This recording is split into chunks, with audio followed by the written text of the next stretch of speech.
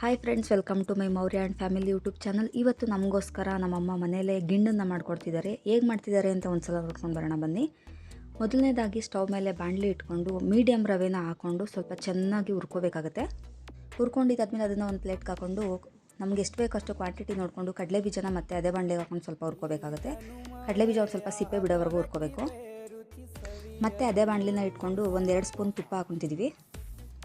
ತುಪ್ಪ ಒಂದು ಸ್ವಲ್ಪ ಕಾಯ್ದ ಮೇಲೆ ಅದಕ್ಕೆ ಸ್ವಲ್ಪ ದ್ರಾಕ್ಷಿ, ಒಂದು ಸ್ವಲ್ಪ ಗೋಡಂಬಿನ ಹಾಕೋಬೇಕು. ನೋಡಿ, ನಾವು 1 ಗ್ಲಾಸ್ ಹಾಲು ತೊಗೊಂಡಿದ್ದೀವಿ ಗಿಣ್ಣಾಲು. ನೋಡಿ, ದ್ರಾಕ್ಷಿ ಗೋಡಂಬಿ ಈ ಥರ ಸ್ವಲ್ಪ ಬೆಂದಮೇಲೆ ಇದಕ್ಕೆ ನಾವೇನು ತೊಗೊಂಡಿದ್ವೋ ಹಾಲು ಅದನ್ನು ಹಾಕ್ಕೊಬೇಕು. ಹಾಕ್ಕೊಂಡು ಸ್ವಲ್ಪ ತಿರುಗಿಸ್ಕೋಬೇಕಾಗತ್ತೆ. ತಿರುಗಿಸ್ಕೊಂಡು ಸ್ವಲ್ಪ ಕುದಿಯೋಕ್ಕೆ ಬಿಡಬೇಕು. ಹಾಲು ಸ್ವಲ್ಪ ಕುದಿ ಎತ್ತಿದ್ಮೇಲೆ ಇದಕ್ಕೆ ಸ್ವಲ್ಪ ಏಲಕ್ಕಿ ಪುಡಿ ಹಾಕೋಬೇಕು.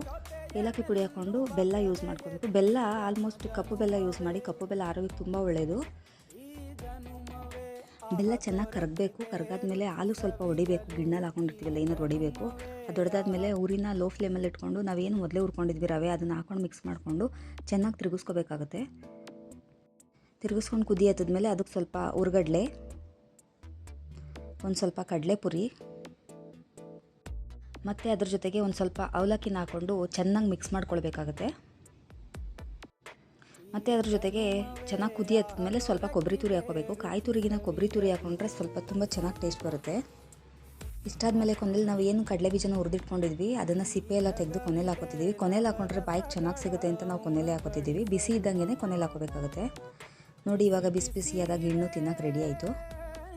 ಈ ಗಿಣ್ಣಲ್ಲಿ ಏನಿದೆಯೋ ಅದು ಪೌಷ್ಟಿಕಾಂಶದ ಕೊರತೆ ಇರೋರಿಗೆ ಆರೋಗ್ಯಕ್ಕೆ ತುಂಬ ಒಳ್ಳೆಯದು ಅಂತ ಸೈಂಟಿಫಿಕ್ ಆಗಿ ಪ್ರೂವ್ ಆಗೈತೆ. ಹಾಗಾಗಿ ಗಿಣ್ಣಲ್ಲಿ ಸಿಕ್ಕಿದಾಗ ನೀವು ಒಂದು ಸಲ ಈ ಥರ ರೆಸಿಪಿಗಳನ್ನ ಮಾಡಿ ತಿಂತಾಯಿರಿ, ನಗ್ತಾಯಿರಿ.